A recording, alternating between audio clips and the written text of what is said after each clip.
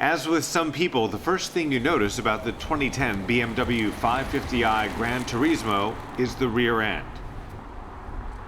In this case, that's actually a good thing. Well, some people do call it a hatchback. We call it the dual access liftgate, and I think that's because we want to emphasize the fact that it can be used in two different modes.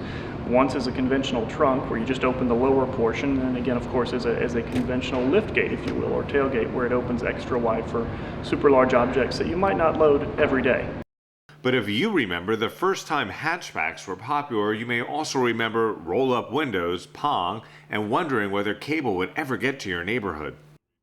Now, let's just say there's more technology in the iDrive system of this 2010 BMW 550 GT than you had on your entire block back then.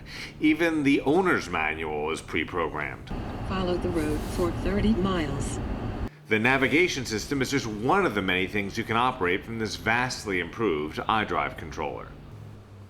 For the many people who use heated seats to soothe an aching back rather than just as a bun warmer in cold weather, the iDrive controller lets you adjust the distribution of the seat heat.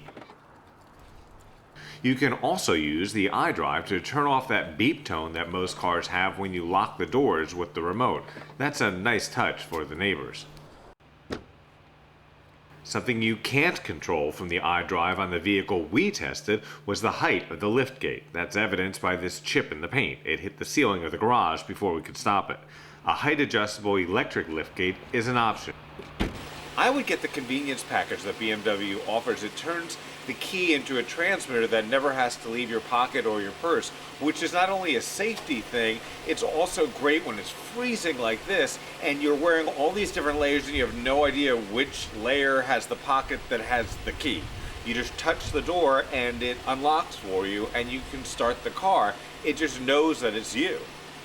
The sunroof is enormous. BMW calls it a panoramic moonroof. You may also be able to look through it and see the hole you're causing in the ozone layer. The 550i GT has a $1,000 gas guzzler tax. It gets 15 in the city and 21 on the highway. But you'll be able to outrun most tree huggers with a 0 to 60 speed of 5.4 seconds. A Turbo 6 will be available in the spring of 2010, which should get much better mileage. Because of the unique roofline, there's a lot of headroom in the back seat. It's about what you get in the rear of the X5 sports activity vehicle. Speaking of sports, you can put down the rear seats and fit in your surfboard, skis, or whatever it is you need or want to haul. But one of our favorite things about the 550i Gran Turismo isn't the huge cargo room in back, it's this little drawer up front. We call it the BlackBerry drawer. It's the perfect place to stick your BlackBerry, iPhone, or your regular cell phone. That way it's not sliding all over the car and you don't spill coffee on it by putting it in the cup holder or forget to take it with you because you can't remember if it's in your purse, your briefcase, your backpack, or your coat pocket, or wherever. BMW was a pioneer in iPod integration and they've really done a great job.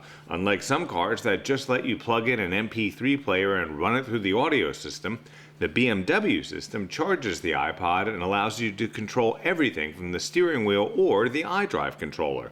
Speaking of control, the GT lets you choose whether you want to drive it like a sports car or a limo. Word to the wise, all of us think we're better drivers than we really are. Do not turn off the traction control. Even if you are as great a driver as you think you are, the other guy coming the other way is texting while eating a sandwich and steering with his knees.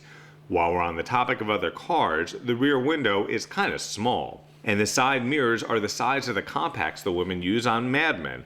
Great for powdering your nose, not great for dusting another car on the parkway. The 8-speed automatic transmission can be shifted manually if you really want to, but BMW has gotten rid of those annoying paddle shifters on the steering wheel.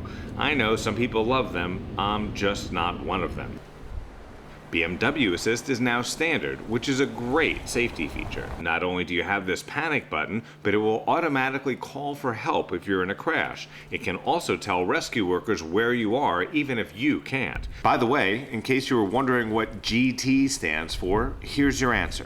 Well, GT, of course, stands for Gran Turismo, which is, of course, Italian for grand traveling. And the original concept of a grand traveling vehicle was two seats, two luxurious seats with comfortable space and for the passengers, for the occupants, and then of course plenty of storage space for their belongings for maybe a weekend getaway or so. And BMW has made a modern interpretation of the Gran Turismo concept by expanding it to 4 luxurious seats where no one feels like a backseat passenger, even those in the back seats, and of course plenty of luggage space for a weekend away for all 4 occupants. The 550i with the twin-turbo V8 starts at around $64,000. The one we tested came out to about $74 grand with various options including integral active steering. That means even the back wheels steer, which is supposed to help you with both high-speed cornering and parallel parking. Just don't try to do both of those things at the same time. I'm Grant Winter reporting.